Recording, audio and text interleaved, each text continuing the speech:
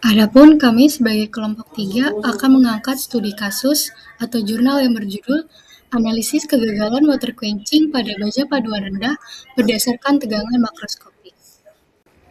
Adapun anggota kelompok kami terdiri dari 3 mahasiswa, yaitu pertama ada Sifah Inayah dengan NPM 333423020. Ada saya sendiri, yaitu Dina Agatawidi dengan NPM 333423070. Dan yang terakhir ada Age Maulana dengan NIM 33342230075. Adapun untuk outline yang akan dibahas yaitu pertama latar belakang, kemudian tujuan penelitian, material dan metode, permasalahan quenching crack, tegangan makroskopis dan mikroskopis, kemudian juga hasil utama, mekanisme kegagalan, pencegahan kegagalan, kasus di industri, serta kesimpulan. Baiklah, pada saat ini saya akan menjelaskan tentang latar belakang percobaan yang dilakukan. Lalu, quenching adalah tahapan krusial dalam treatment baja, yaitu pendinginan cepat dari suhu austanisasi untuk membentuk mikrostruktur dari martensit ataupun bainit berkekuatan tinggi. Metode konvensional seperti oil quenching dan polymer quenching umum itu digunakan di industri. Namun dia memiliki kelemahan berupa biaya yang sangat tinggi dan resiko polusi lingkungan. Water quenching hadir sebagai alternatif yang lebih ekonomis, bersih, dan bebas polusi, sehingga selaras dengan misi global pengurangan emisi karbon. Namun, laju pendinginannya itu yang sangat tinggi berpotensi menyebabkan letak pada baja kadar rendah, seperti contohnya baja IC 4140, sehingga banyak industri masih enggan beralih dari oil atau polymer quenching. Sebagai solusi, tim peneliti dari Shanghai Jiao Tong University mengembangkan metode water air alternatif time quenching ini atau disebut dengan ATQ yang telah berhasil diterapkan pada berbagai komponen baja di Cina setelah melalui penelitian selama hampir 18 tahun. Baik, di saat ini saya akan menjelaskan tentang tujuan penelitian mengenai percobaan ini, yaitu bertujuan untuk menganalisis ketahanan korosi dari SS4 304 dan SS316 liter pada lingkungan stimulan pangan yang asam. Jadi asalnya asam sitrat dengan 5 gram per liter dengan pH 2,4 serta mengevaluasi pengaruh dari finishing permukaan terhadap resistensi korosi yang terjadi, memahami efek dari kombinasi asam seperti NaCl dan asam sitrat dengan pengaruh pH, serta menilai efektivitas dari proposipasi dalam meningkatkan ketahanan SS terhadap korosi. Baik, pada saat ini saya akan menjelaskan tentang material yang digunakan dan metode yang digunakan. Untuk material yang digunakan yaitu baja IC 4140 yang fokus utama pada quenching crack. Baja padu rendah ini digunakan sebagai objek studi analisis water quenching. Kenapa material yang dipilih? Karena dia memiliki resiko retak yang tinggi akibat laju pendinginan cepat. Yang kedua adalah stainless steel SS304 dan SS316.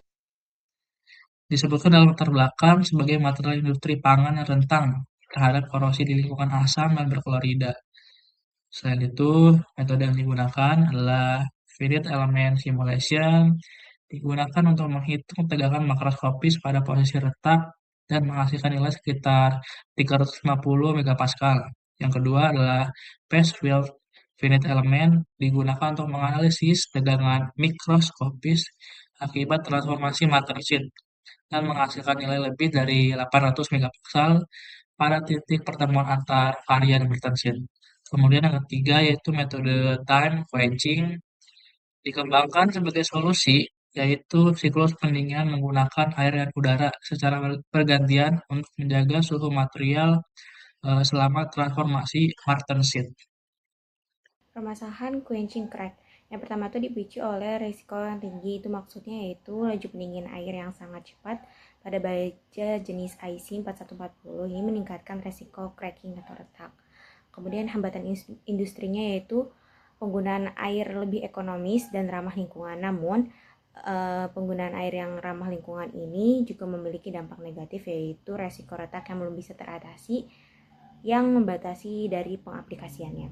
Kemudian ada anomali data, retak juga bisa tetap terjadi meskipun simulasi makro itu menunjukkan bahwa tegangan tarik dari transient yaitu sekitar 350 MPa, jauh di bawah kekuatan luluh material yaitu sekitar 775 MPa. Untuk urgensinya sendiri, diperlukan pemahaman mendalam di luar perhitungan skala makro untuk menjelaskan penyebab dari kegagalannya. Untuk pembahasan terkait tegangan makroskopik dan mikroskopik. Baik, kalau tegangan makroskopik itu setelah dideteksi ternyata dia tuh nilainya itu rendah dan tidak bisa kita menyimpulkan bahwa tegangan makroskopik ini yang menjadi penyebab terjadinya kegagalan. Sedangkan untuk tegangan mikroskopik ternyata setelah dianalisis dia nilainya itu lebih tinggi daripada nilai makroskopik dan terjadi lonjakan tegangan lokal yang bisa dibilang cukup ekstrim sehingga terjadilah transformasi martensit ini. Kemudian juga titik awal retak ini terjadi karena tegangan mikroskopik yang melampaui dari batas kekuatan, di mana ini menjadi pemicu terjadinya crack ya, pemicu awalnya. Kemudian untuk konsentrasi tegangannya ini, tegangan ini berkonsentrasi pada permukaan antar varian martensit yang mencapai lebih dari 800 MPa. Baik, untuk hasil utama dari penelitiannya itu diperoleh bahwa penyebabnya ini dipicu oleh tegangan mikroskopik yang cukup ekstrim pada mikrostruktur dan bukan disebabkan oleh tegangan makroskopis. Kemudian untuk solusinya itu bisa dilakukan tempering ataupun meningkatkan suhu dari quenchingnya.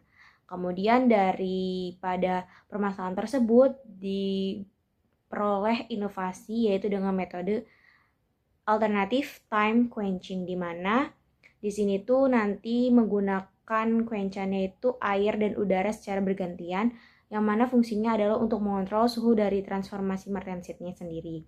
Kemudian keefektifan dari metode terbaru ini atau metode alternatif time quenching ini yaitu bisa menurunkan tegangan makro maupun mikro secara simultan, yaitu bisa juga mencegah retak tanpa mengurangi kualitas dari mekanis baja sendiri. Pada slide ini kita akan membahas mengenai mengapa baja bisa retak akibat water quenching. Jadi ketika simulasi elemen atau FES itu dilakukan, pada sampel silinder baja IC 4140 ditemukan bahwa kegagalan itu berada di posisi retak hanya sebesar 350 megapascal. Padahal yield strength dari baja itu bisa mencapai 775 megapascal, yang berarti tegangan tersebut belum dapat mencapai setengah dari kekuatan luluhnya. Secara teori, baja seharusnya tidak mengalami retak. Inilah yang disebut dengan paradoks. Untuk menjawab paradoks tersebut, digunakanlah suatu metode permodelan yaitu Pass-Fail Finite Element atau PTFE yang mampu melihat skala mikroskopik. Hasilnya dapat terlihat bahwa tegangan di sambungan antara satu varian lat martensit ternyata dapat melebihi 800 megapascal atau lebih dari 2 kali lipat nilai yang diprediksi oleh FES. Maka dari itu dapat disimpulkan bahwa penyebab sesungguhnya dari quenching cracking itu bukanlah tegangan makroskopisnya, melainkan konsentrasi tegangan mikroskopik yang terbentuk di area sambungan varian martensit selama proses pendinginan tersebut berlangsung. Setelah kita memahami penyebabnya, maka kita harus membahas bagaimana cara kita untuk mencegahnya. Jadi terdapat dua faktor utama yang terbukti efektif untuk menurunkan tegangan mikroskopik. Yang pertama itu menaikkan suhu quenching di atas suhu ruang. Jadi semakin tinggi suhu quenching, maka semakin sedikit juga martensit yang terbentuk, sehingga akumulasi tegangan di sambungan varian lat pun ikut berkurang. Yang kedua itu menambahkan proses tempering setelah proses quenching. Semakin tinggi suhu tempering yang digunakan, maka semakin besar juga penurunan tegangan sisa yang dihasilkan. Meski perlu diingat bahwa suhu tempering itu tidak boleh terlalu tinggi agar kekuatan martensit tersebut tidak turun secara drastis. Jadi kedua faktor ini jika digabungkan dalam suatu proses disebut dengan ATQ atau Water Air Alternative Time Quenching. Prosesnya ini dimulai dari austenisasi di suhu 810 derajat Celcius. Lalu water quench itu secara singkat yaitu selama 6 detik. Dilanjutkan dengan air cooling selama 300 detik, kemudian water quench kembali dilakukan 60 detik, dan diakhiri dengan self-tempering di suhu sekitar 400 derajat Celcius. Jadi dengan desain proses seperti ini, tegangan dari makroskopik tuh berhasil ditekan dari 350 megapascal menjadi sekitar 300 megapascal.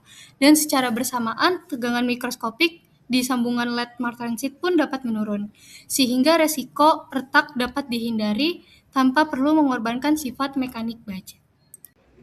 Untuk dapat membuktikan bahwa solusi yang kita bahas itu bukan hanya sekedar teori, mari kita lihat penerapannya pada kasus nyata di sektor industri. Jadi komponen yang digunakan itu pada studi kasus ini adalah crankshaft marine berbahan baja 42 kromium molybdenum 4. Jadi crankshaft ini itu merupakan komponen kritis pada kapal laut yang menuntut performa yang sangat tinggi. Jadi tantangannya adalah bentuk crankshaft yang kompleks dengan perbedaan ukuran penampang yang besar membuat water quenching tuh langsung sangat beresiko sehingga dapat menyebabkan retak. Sementara pada metode konvensional seperti oil quenching tidak mampu memenuhi persyaratan atau performa yang dibutuhkan tersebut. Jadi solusinya adalah dengan menerapkan proses ATQ multisiklus. Jadi ini tuh diawali dengan pre-cooling untuk dapat meratakan gradien suhu. Kemudian dilakukan beberapa siklus water quench dan juga air cooling secara bergantian. Jadi pada setiap fase air cooling itu tuh dapat memberikan kesempatan bagi martensite untuk dapat melakukan self tempering sehingga nanti tegangannya itu akan turun sebelum siklusnya memulai ke tahap berikutnya. Jadi hasilnya dapat dilihat langsung pada tabel ini bahwa seluruh nilai mekanik, baik itu kekuatan tarik, kekuatan lulu, elongasi, ketangguhan, hingga juga kekerasan, itu semuanya memenuhi bahkan melampaui dari standar yang ditetapkan atau disyaratkan. Jadi ini dapat membuktikan bahwa proses ATQ itu benar-benar layak dan efektif diterapkan pada komponen industri berskala besar. Untuk kesimpulan, yang pertama, tegangan makroskopik bukanlah penyebab utama dari retak yang terjadi. Kemudian tegangan mikroskopik itu menjadi penyebab utama retak yang terjadi. Dan yang ketiga itu solusi dalam penanganannya adalah dengan menggunakan suhu quenching yang tinggi dan juga dilakukan tempering. Kemudian proses ATQ menjadi proses yang efektif untuk diaplikasikan pada industri. Berdasarkan hasil jurnal, water quenching dapat menggantikan oil quenching dengan metode ATQ ini atau alternatif time quenching. Baik, berikut ini adalah daftar pustaka yang digunakan dalam membuat laporan dan PowerPoint ini. Baik, mungkin itu saja penjelasan presentasi yang dijelaskan oleh kelompok kami. Kurang lebihnya mohon maaf. Assalamualaikum warahmatullahi wabarakatuh.